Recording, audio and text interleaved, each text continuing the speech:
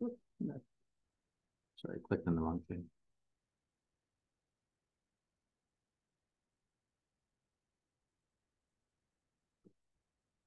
Okay, so last year's test was based part. So I gave out this article a week before, and then what happens that when you people came in the test, I gave them a paper copy of the article. So everyone had the article. This one obviously was about impact of COVID on persons with multiple sclerosis. So, and it's a research article that's kind of similar to the type of research articles that you've been seeing. And and then what on the test,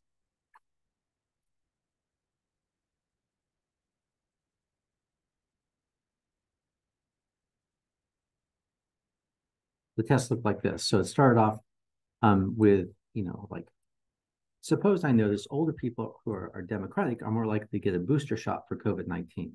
What are the independent and dependent variables in this statement? So what it'd be looking for is you basically say, well, the dependent variable is this and the independent variable is that. So in this case, what's the independent and what's the dependent variable? So on this first one, I'll make it bigger so you can see.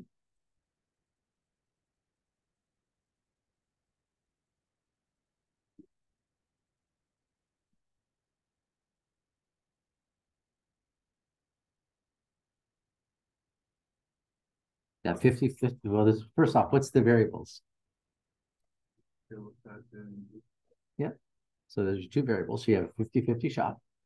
So which is the dependent? What causes what?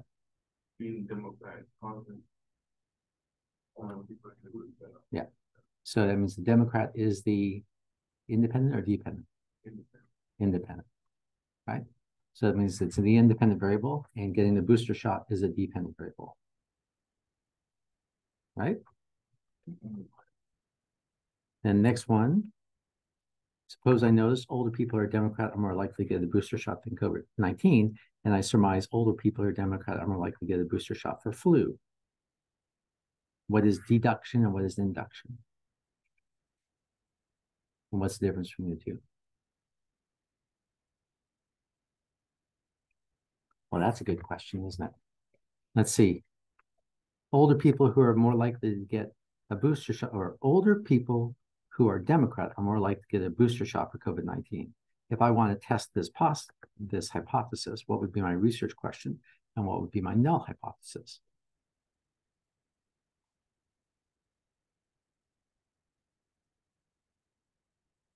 And so it goes. So I'll go over this next Tuesday. But that's the type of questions. So what I'm doing is I'm asking you basically things that we've done in the homeworks and things that we've done ad nauseum in class along the way, but I'm applying it to something. And then along the way, there's things like what's induction and deduction. So there are the terms I gave you if you look in the slide, in the terms to know, right? There it is. Terms to know is that then, basically these types of terms are the things. There's inductive and deductive processes over here, right? So essentially, what I'm asking you to is basically to apply the terms to research questions. And then there's questions about the article. All right, so which groups, minimal, mild, moderate, or severely disabled, report the worst health outcomes? So what you notice from this is that there'd be no way that if you hadn't read the article, didn't know the article backwards and forwards, you could answer it in the time. And so what happens in this test is that people oftentimes run out of time, because if you don't know the article really well and you think, oh, I've got to now read the article and then try to ingest it, then you won't, you'll struggle.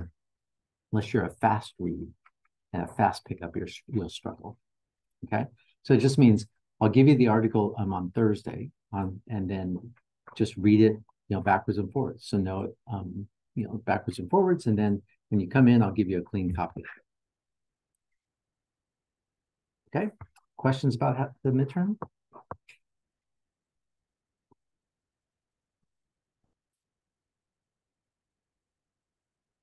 Assignment 2 is graded. I have an answer sheet that I think I put it online already. If not, I'll do it as soon as we're done here. Rudy graded assignment 2. Rudy, you want to say anything about assignment 2 in terms of how generally things were?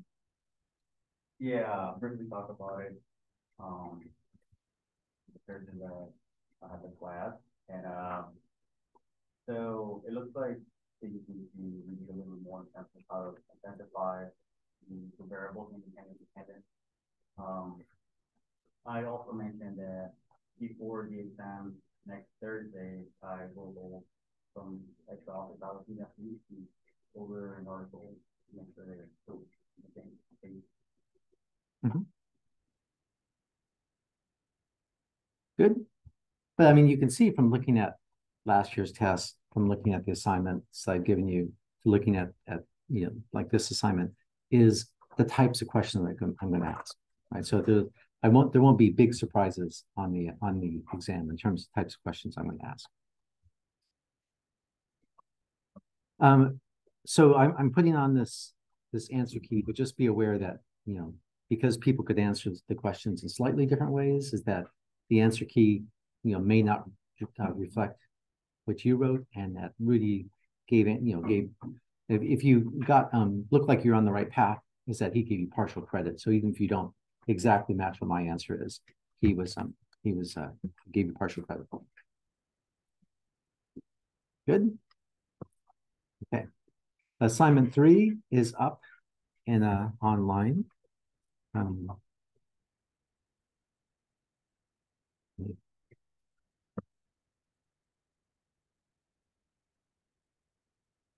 Sorry, the computer's going really slow for some reason. Assignment 3 is online.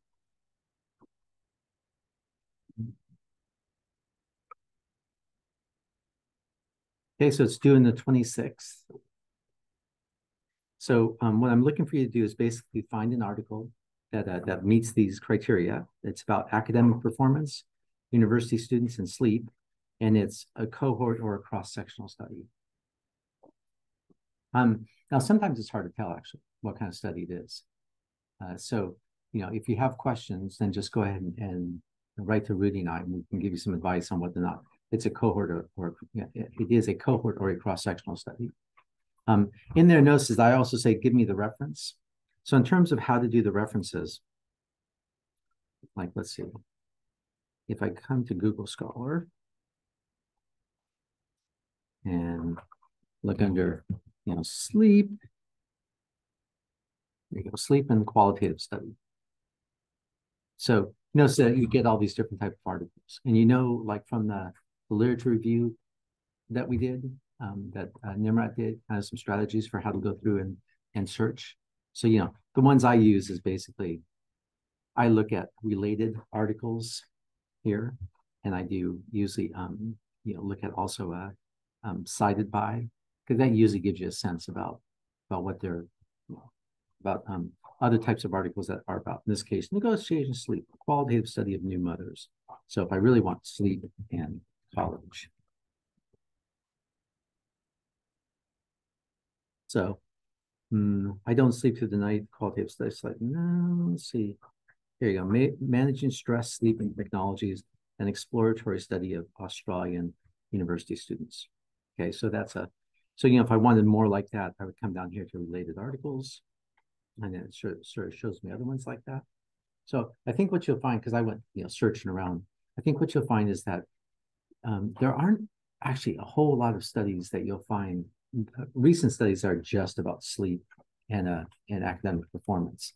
I think because there's a lot of old studies that have done this, and so now that the studies are doing things like technology use and other things like that go along with sleep and academic performance, and that's fine. So you can, if you want to go into do something that includes technology or include among specific types of students or whatever, that's fine.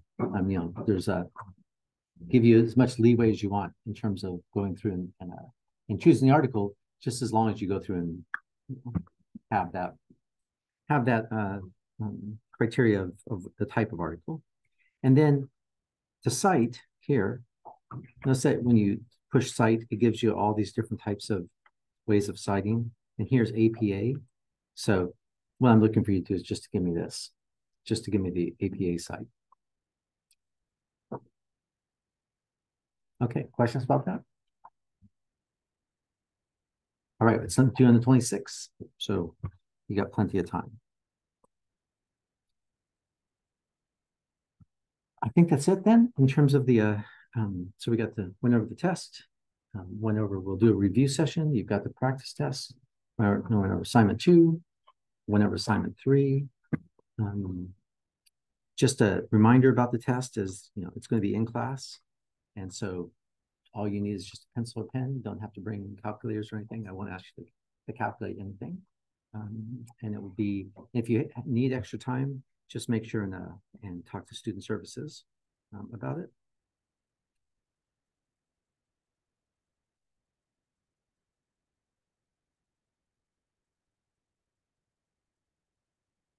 Okay.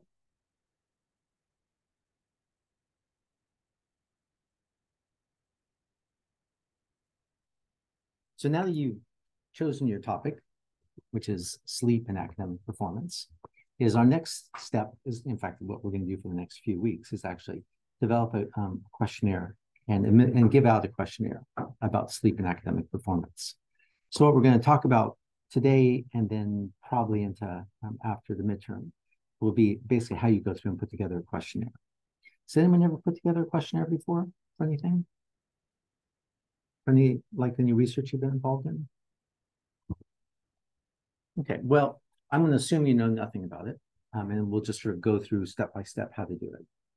So usually, so when you do a questionnaire, is that you have to have a patient information sheet, right? That usually just describes something about the study. You then need a consent form. The consent form, ask for permission to basically, gets them to agree that they're going to be part of a research study. Then you have your questionnaire, and then oftentimes afterwards you have a debriefing. Now the debriefing can either occur. We don't really do that much debriefings in the type of health questionnaires that we do. We as collectively in public health, just because we're usually looking for we're looking at health and other types of issues, things that we're not going to have immediate type of responses. Where they do a lot of debriefing is in psychology, so that if you go through and you do something to basically trick people, right? So you say, oh, come and sit down. I'm going to put a black widow spider on your head. And now here, take this questionnaire. Then afterwards, you want to tell them there was really no black widow spider that was going to bite you. That's debriefing. So when you do deception or something like that, you oftentimes do debriefing. But for most part, what we do, we don't have to do it. What we do, or what we should do, is we should go through and afterwards, at some point, let people know what we found, so that the participants, you kind of owe it to them to basically follow up with them and say, to some level, this is what we did, this is what we found. That's especially true if you start dealing with vulnerable populations.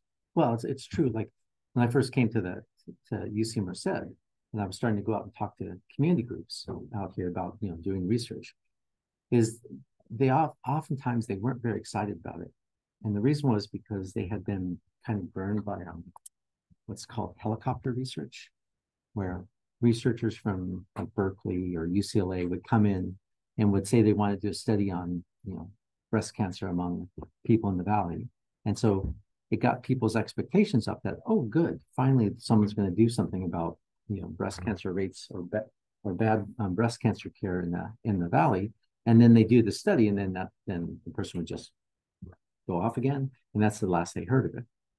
And so it means that if you're dealing with especially with vulnerable populations or people who really, really care about the outcome of this, what you're doing, is that you do kind of owe it to them to come back and make sure that there's some follow-up and we'll talk more about this as we go through.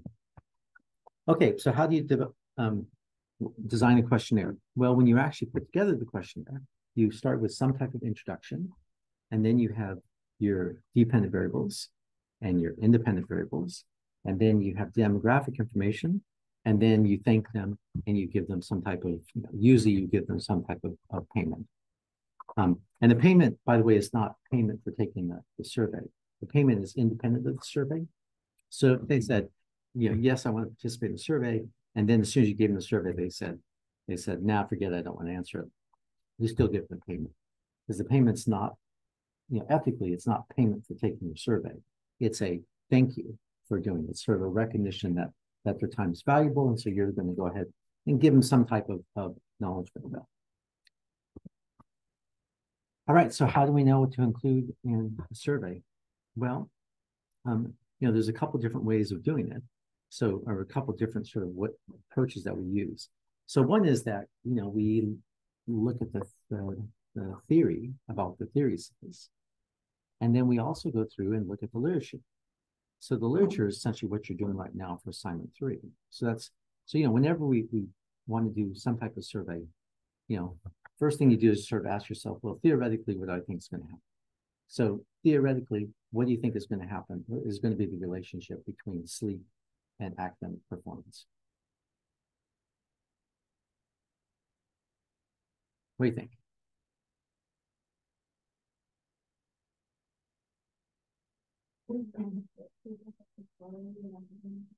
Okay. And so do you think it's going to be like all sleep? And so is there just a linear relationship between sleep and academic performance? No. So what do you think the relationship is between sleep and academic performance?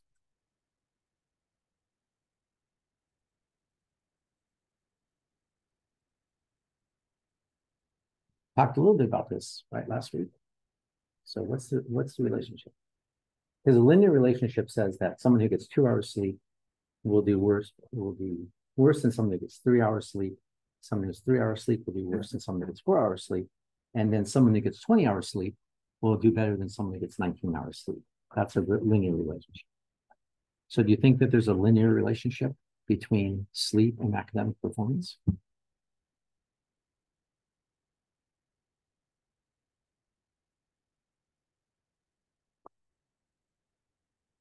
Okay, get in groups. Come up with an answer. What's the relationship between sleep and academic performance? Go. So, yeah, you're gonna save the group from getting together. Save everybody, but would it be quality? Okay. Depending on quality, you get poor quality. The performance will be worse compared to something like better quality. So it's not the number of the hours, it's the quality. Okay. Okay. So you can have quality and hours of sleep. And how would you find out? Like, how would you learn more about this? It's like, we're guessing, right? At this point. How would you learn more about it?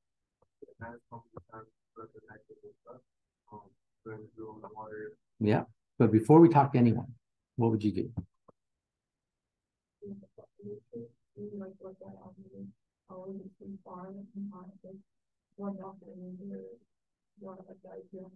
Yeah, what's the area? Whose specialty is it that we would look under? Like who would be a specialist in sleep and academic performance? Like if we said that we're interested in looking at, I don't know, we're looking at violence and poverty, right, as a relationship. We would probably go out there and find a expert in violence and poverty who would then go through and we look at theories about sociological theories about how does poverty lead, contribute to violence and things like that. So we would go probably the sociology literature. Who is it that we would look forward to this? What type of literature? Who's going to be an expert in this?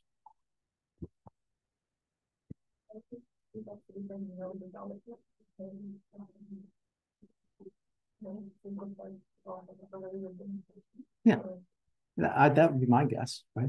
My guess would be, there are journals of sleep research, so you could go to the Journal of Sleep Research. But then, if you just look in that, and if you start looking around in terms of who are the academic sleep experts, they're probably going to be in medical schools. Sometimes they're in psychology, so they're either in psychology or they're in medical schools. Okay, so from there you would find theory. So you look at literature to figure out what we know about it, right? And then you also look at literature to see how they've measured things in the past. So how they've gone through and sort of defined these, gone through and did this, decided like what kind of, what the relationship looks like. Is it just quality, and is it quality in the number of hours? It's something different. How do they measure it? Those type of things. Good. Okay. So now you're going through the literature, and then the other way is to basically to do a qualitative study. So that's our first step, is to do a qualitative study.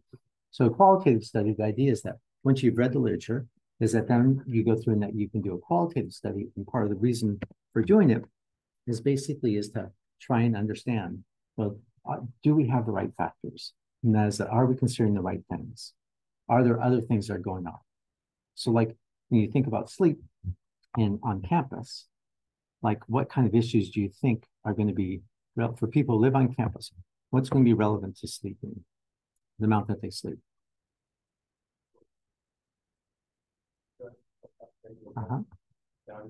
Yeah. Yeah. Worthless roommates. Yeah. Yeah. Could just be is that the campus is just a bad place to sleep for various reasons. So there can be lots of things that are very specific to a UCM or SED that makes it hard, makes it so that in this type of environment, it's hard to sleep. On the other hand, if you live out in the city and you think, well, what makes it hard to sleep? Well, it could be is that you've got a 9 a.m. class and the buses don't run very often. And so you've got to get up at 6:30 in order to meet your 9 a.m. class, and etc. So those are things that are specific to sort of this environment. So that's kind of what you're looking to get out for these from qualitative studies, is you're looking to get out. One is sort of reconfirmation of the factors that you think are important are actually important. But then the other thing is that other things that might be coming up as important that you hadn't thought of before. So a qualitative study, when you set it up, it's the same basic way, is that you start with a patient information sheet, and then you have consent form. But then there's different types of qualitative studies. The type that we'll do is a semi-structured interviews, but that means that you have an interview guide, and that's the interview guide that you use when you do the study. Okay, so I'll give you an example. Study that Tamara was working on this summer. Welcome. Yeah, that's okay. We were waiting for you, so we can start now. No. No, this summer, Tamara was working on the study on public health decision making and basically talking to the local public health departments. So the idea is that public health departments have to go through and kind of make decisions. And so the question is, how do they go out about making decisions about things? Is there a formal type of process that they use, or is it just more of an informal type process? So how exactly do they do it? So what we did is that we started by going through and looking at all the needs analysis, the published documents that come out of public health departments, which are needs. Every county has to do it, not has to, but they should do a needs assessment and implementation plan. Needs assessment basically says what's the needs of the people in the county, and implementation plan basically says what are we going to do about it. So did that, right? And this is what it looks like. This is just for some of the counties. So here's like, Alameda County. So in 2020, they did a needs assessment. And then what these are here is that this is their priorities. So here's the things that Alameda County sort of says are important things for them to do. Some important things to look at. So behavioral health, that's mental health and substance abuse, housing and homelessness, healthy eating, healthcare delivery, social determinants of health, and it goes on for a while. So they have this, and then they go through and that they have, this is their implementation plan. So this is what they actually want to target. So they want to target this, same thing. And they want to basically, so they're trying to target each of the same things that they said are needs. Other counties, had needs that they identified like cancer, but then they weren't really going to target it. So it doesn't have to be that what they say are the big problems in the county is actually what they do. And so one of the questions is, well, why is that? Right? Why do some counties, only focus on things that are like specific type of things that they can do something about, where other counties focus on other things? Okay. So did this review of the documentation, going through and trying to figure out. And then what we did is we did a bunch of interviews. So we talked to people from the state public health department and county public health departments, and other people who are involved with public health departments, just to find out things like how do they go about making decisions, what kind of information do they use, what kind of problems arise, things like this. So to do it then, we had an information sheet. We then had a letter from the director of California Department of Public Health, a consent form, and an interview schedule. All right, so the information, this is the invitation to participate. So one of the questions that you have when you're thinking about doing a study is, how do you find people to participate? So in this case, because you can't just sort of from IRB won't let you just go up and approach people and say, hey, would you talk to me? You've got to somehow there has to be some rationale for why it is that you're approaching. So in this case, what we did is that we drew up a letter and then we sent it out to all the different public health departments.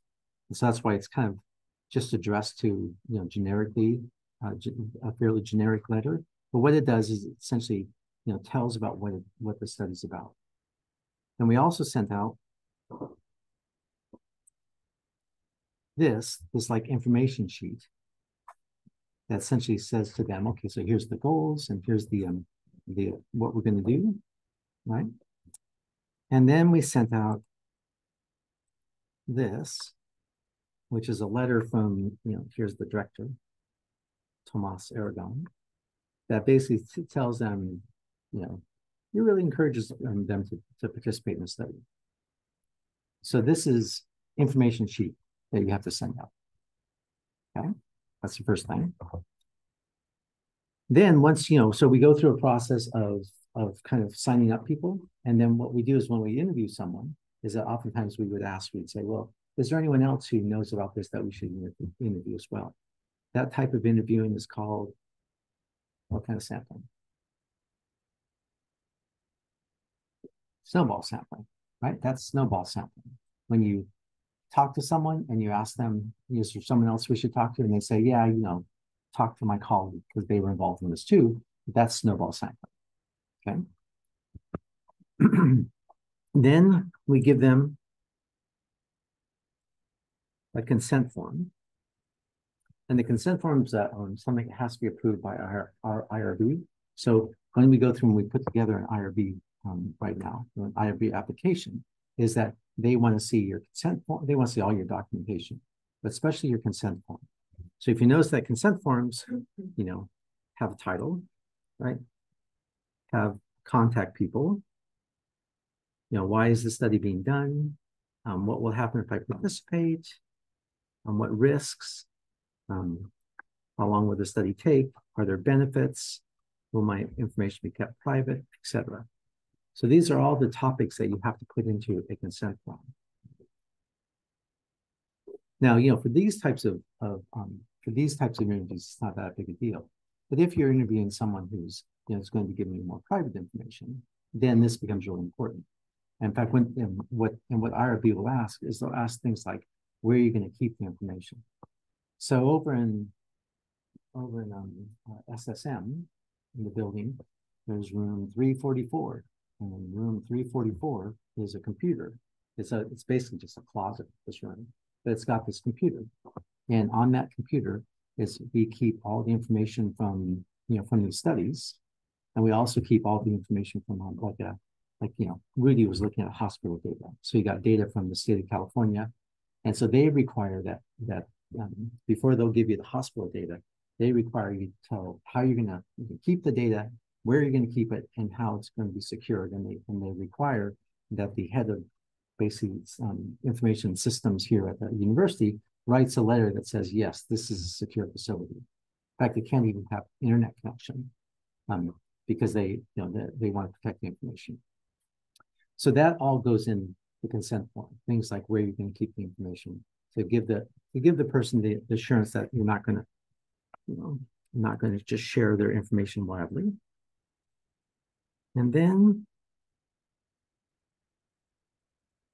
oops.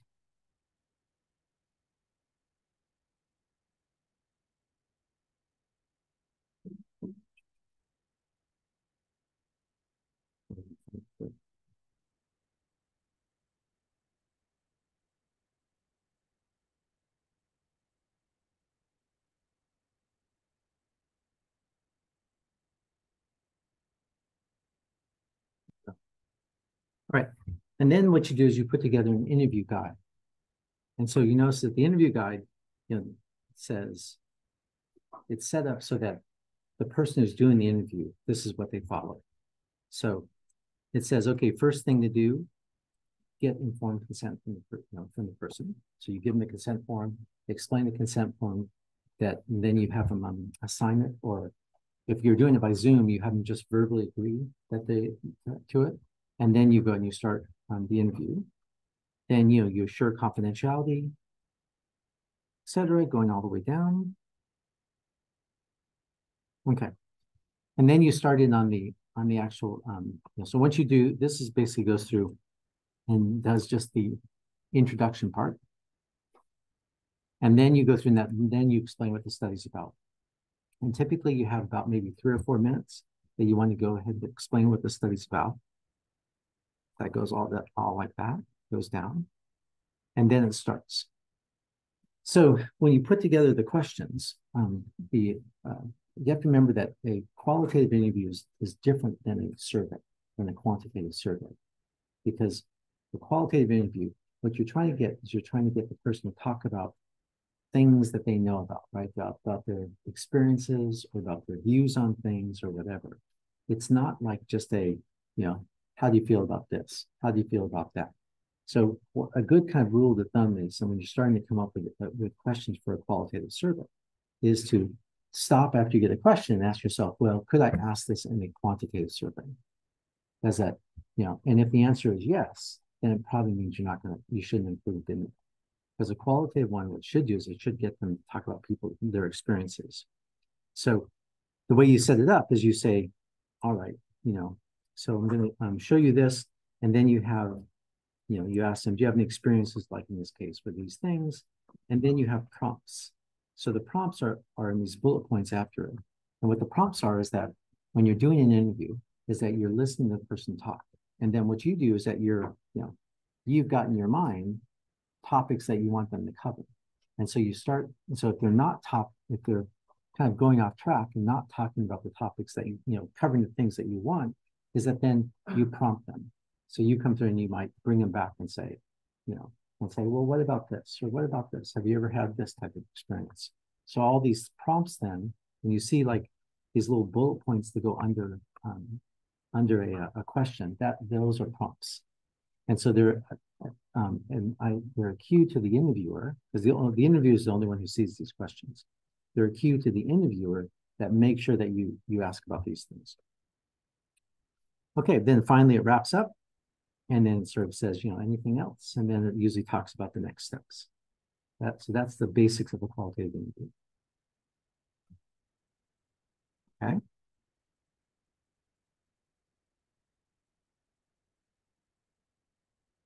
So then what you do is after they're done, if you do an interview, is that it gets transcribed. So like when we do an interview, we record it. So we usually record it on Zoom, and then Zoom can give you an audio transcription, and then you either have some unlucky research assistant who has to listen to the audio and then type in and basically transcribe it. Or what you do now is that they have these programs that do it. So like we use Zoom will do it.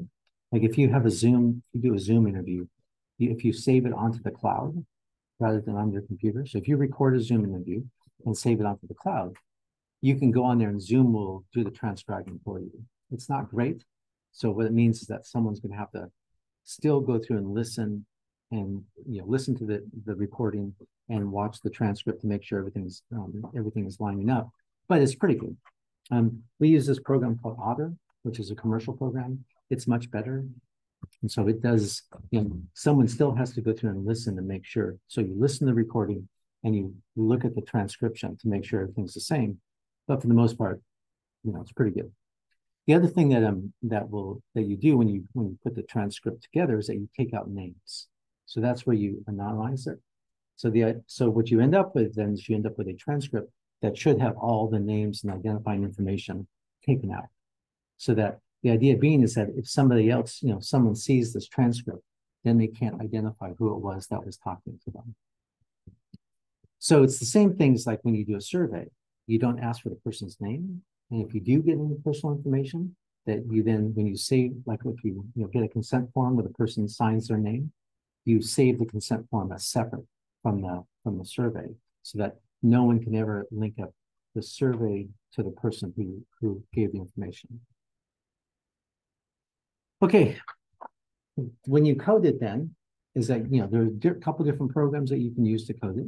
So one of them is that we use Deduce, and what Deduce does is that as someone's got to sit down with the transcript and then go through it, and then you look for what they're talking about, and then you put into a theme. So you sort of say, well, okay, they seem to be talking about this, so I'm going to call it this theme. You can have multiple themes. Like, so, if someone says, I really hate my boss, and one day I want to be an astronaut, right?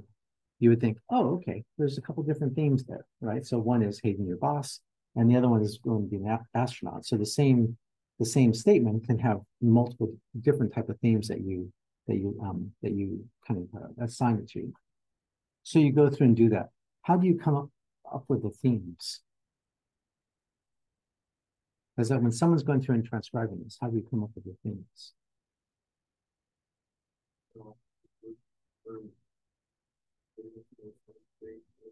Well, that's how you get to these numbers here, right? So like here, 24 times they talked about decision making and based on available funds, right?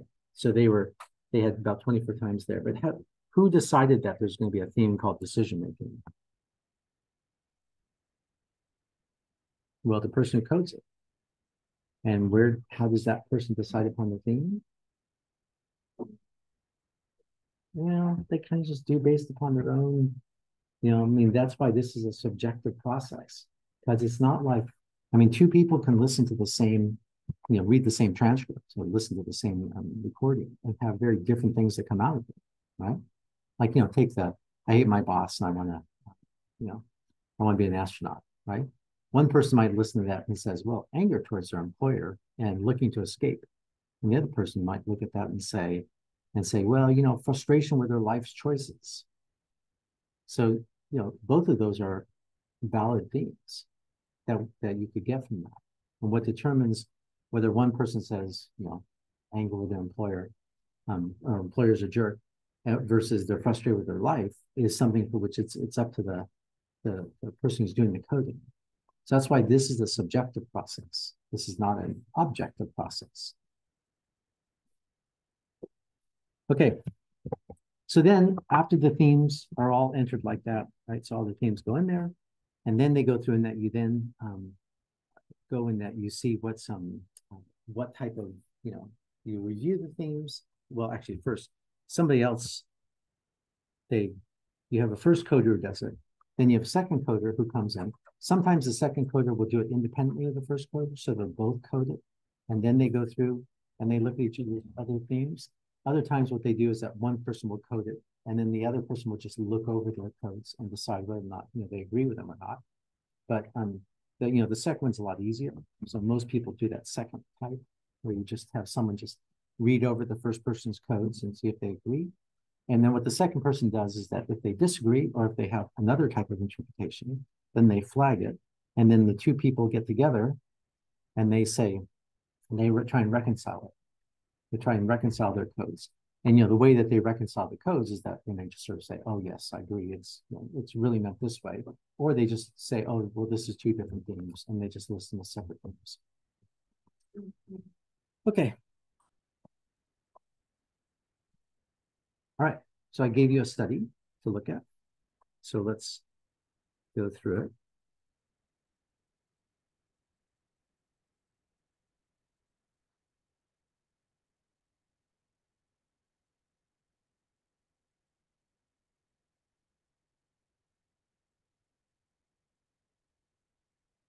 Oops, it's not it.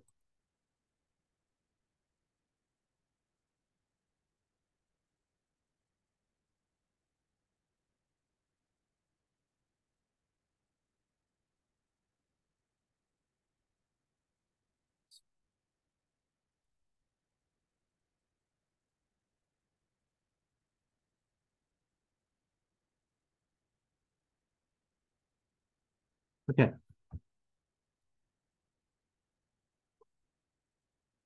I'm going to assume that no one read the study. So, um, so am I right in assuming that people may not have read the study? Or am I wrong and misrepresenting your, okay, I'm assuming that no one read it. So this is one, I went looking for qualitative studies on sleep. They're actually kind of hard to find, among university students. So here's one, a bad night's sleep on campus, an interview study of first-year university students with poor sleep quality. Structured or unstructured? Structured. Okay, up to 60% of university students report poor sleep quality. Given the high levels of stress and mental health problems in undergraduates, it's critical to understand the factors that can exacerbate poor sleep quality. Okay, so sounds relevant to what we're doing. Then go down to the last paragraph. In the current study, first-year students with self-reported poor sleep were interviewed. The primary goal of the study was to better characterize unique aspects of first-year life and the college environment that may negatively impact sleep quality. Participants, 15, 12 females and 3 males. Is that enough people? Too little? Well, kind of. I mean, it depends. Actually, for qualitative studies, I mean, what's the criteria by which you stop sampling with qualitative studies? When do you stop? Like, so let's say you go to an interview. So if I interview you, right, and then I interview you, and then at what point do I stop interviewing people?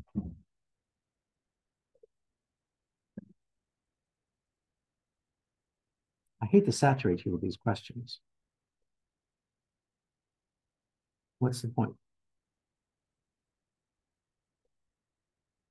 What's the point at which I'm going to stop saturating you with these questions?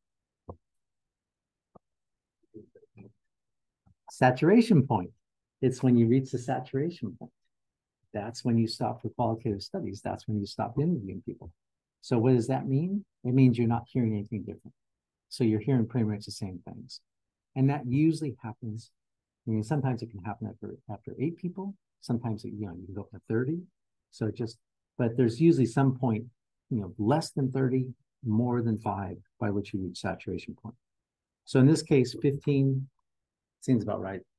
Seems reasonable in terms of the number of students. Okay, how did they choose? So read this paragraph and tell me how they chose people. I'll make it bigger for you.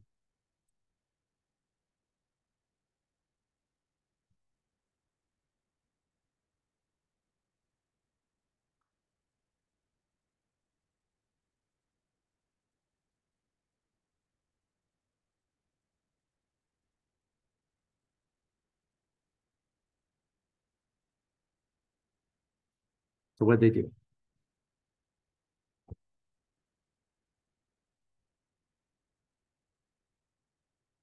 So, asking for those that gathered on campus and the same post-qualified sleep quality.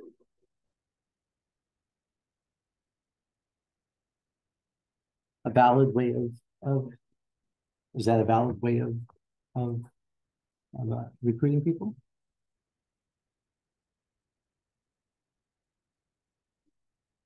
Yeah, it seems like it. I mean, if what they want is they want students who have sleep problems, then you're asking students to self-identify,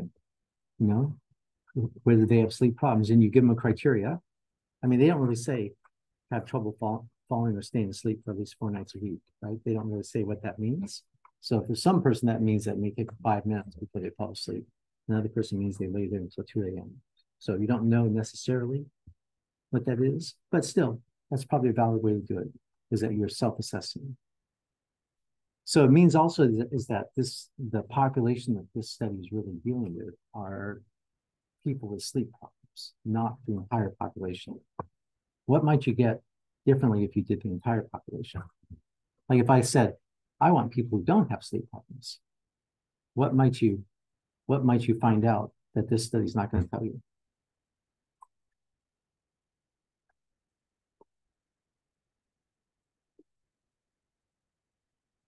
So if we use a different population, if I said we're going to use students who have no sleep problems, who identify that they get great night's sleep 4 nights a week,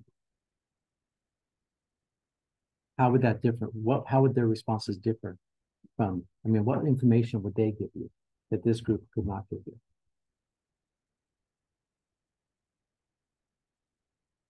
Okay, we'll think about that.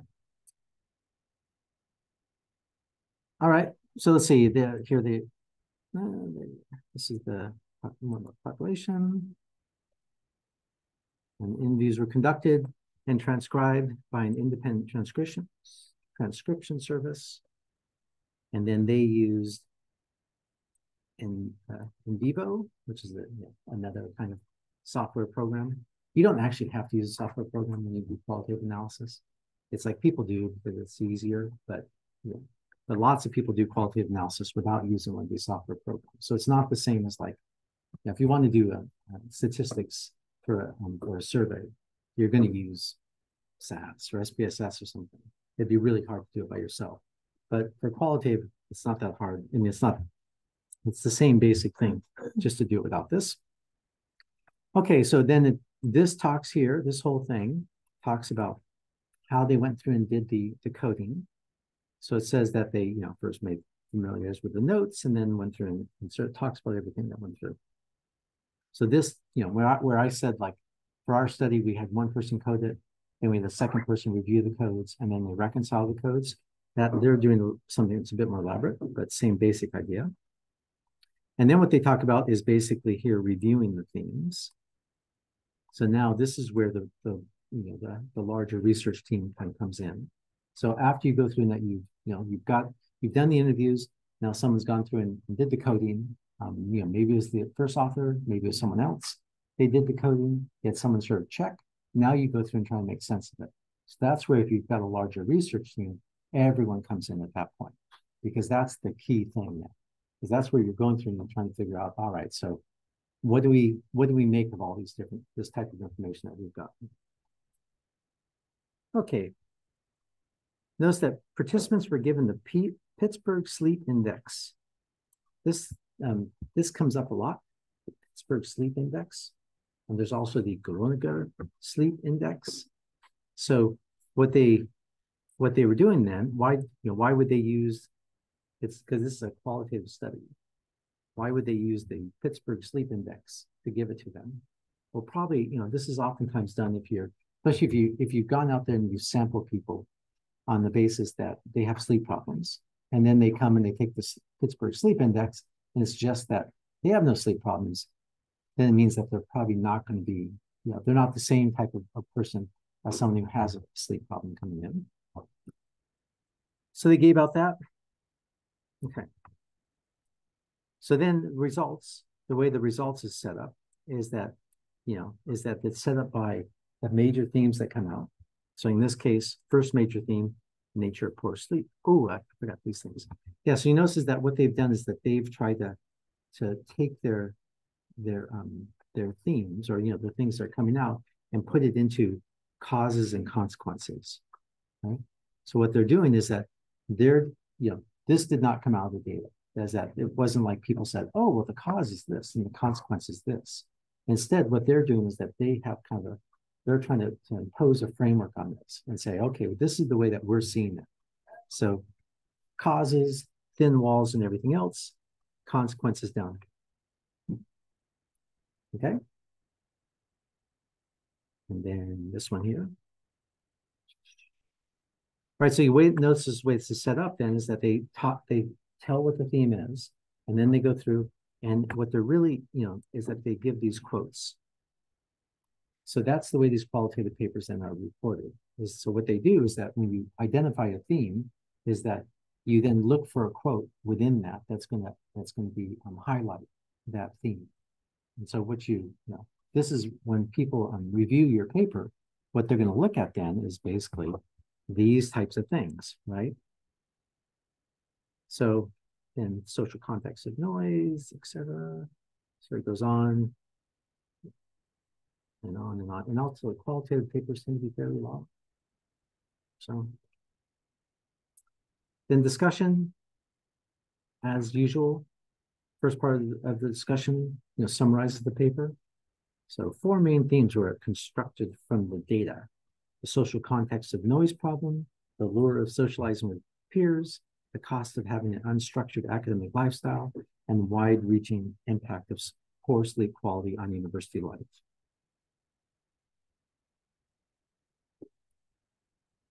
And then the conclusion: the effect of poor sleep quality on first-year experience is extensive, affecting every aspect of the university life, etc. And the current study highlights that fundamental aspects of moving to university to minimize, then this is their sort of policy thing, to minimize risk, unique aspects should be identified and addressed.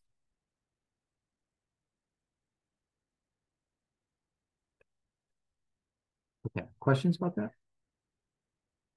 Now I went looking to see, did they, I was hoping that what they would do is they would actually give the interview schedule that we could take a look at, but they didn't give it. So we could write to the author and ask for the interview schedule. But I thought, you probably would know enough at this point that you probably could come up with your own interview schedule. So let's come up with an interview schedule.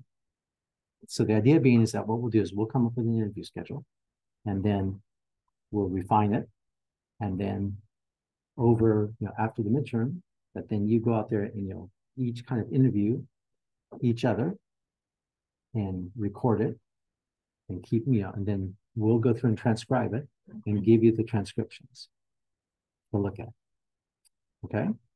So it means that we're now at the point where you got to decide what it is that you want to talk to people about and who you want to talk to about their sleep habits.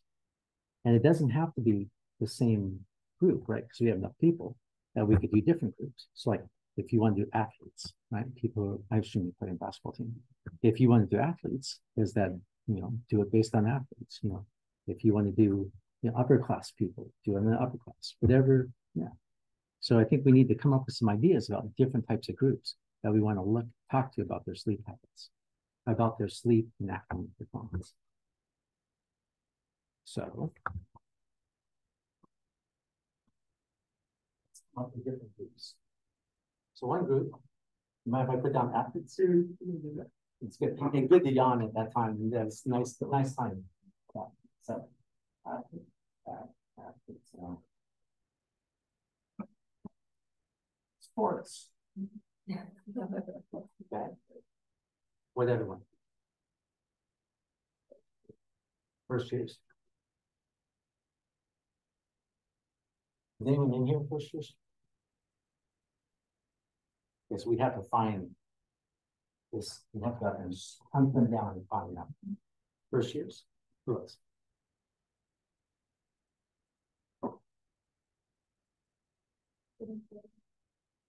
Live on campus. Live on campus or off campus? Off campus. On. Oh, we can do both, right? Yeah. We could do off campus.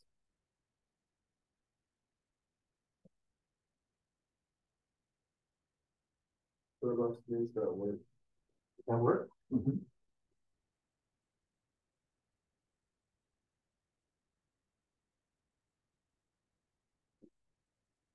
Other ones? Yeah. Do like majors or like STEM? Okay. Do you want to pick certain majors? Yeah. I don't know. I don't know. Which ones do you think might have worse sleep habits or more trouble with sleep or I guess it depends on whether you want to ask, well, who's going to have the worst sleep habits versus who's going to be able to cope best. with the sleep habits versus who has the most external pressure. So which one do you think? Okay, bio major, like pre-med. Okay, so people who want, so pre-med versus psych major. Well, let's pick a psych major, and then what's an EC major? Good on you. Reading history. Okay. Good deal. So now we're gonna, well, I don't know. History, you have to read a lot. You have to read. I would think that actually history would be tougher because history you have to read so much that if you're in sleep runs, you're just gonna drift off. So, but that's okay. So we have 3 of them.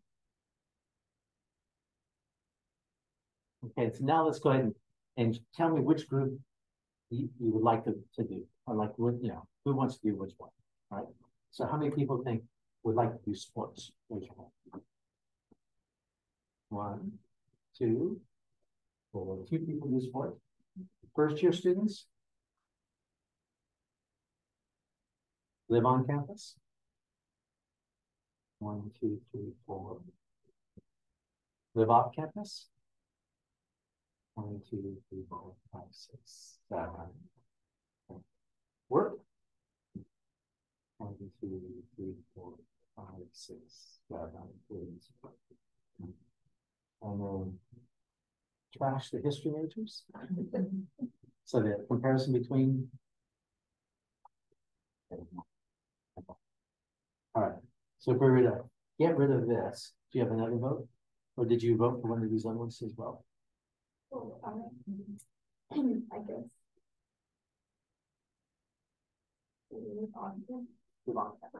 No. All right. So you can do it with 2 people. That's okay to do it with 2 people if you want. Would you guys want to do it as 2 people, or do you want to just combine it with something else? I think we combine something else. You sure? I can do Word actually. So I say that. Okay, so you'll do Word. And I think you were the other sports person. You have another one that you want to do?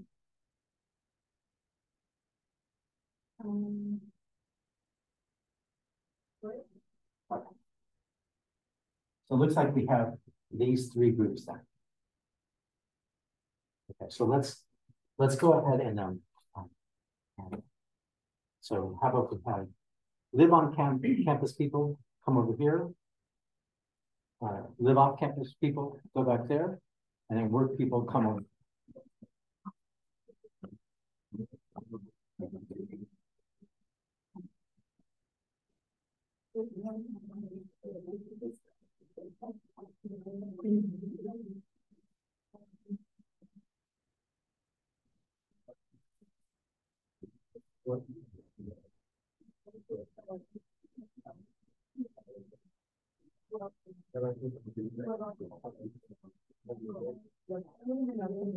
Work off on. Work off campus, on campus.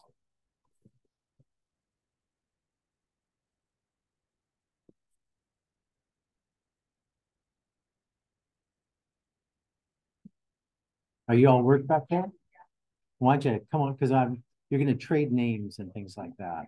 So you don't have to bring your stuff if you don't want. Just I want you to self-identify as a group. You're all on, I mean off, and you're all on. Right? On campus, off campus, work. Okay.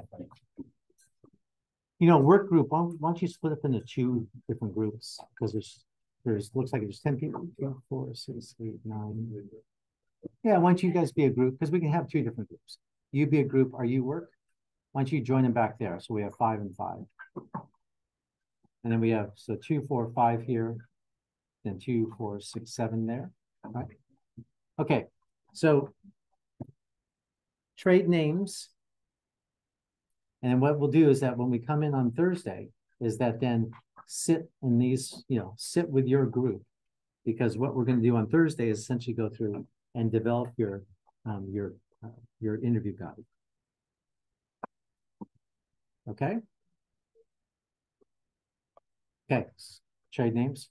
Okay. Because see, what I'm doing is I'm putting social pressure on you to make sure to come to class, because then if you've now got a group who's depending upon you. So if you bugger out and don't come to class, then they're going to say, well, where did good? Okay. So you've all traded. I haven't seen anyone trade names yet. So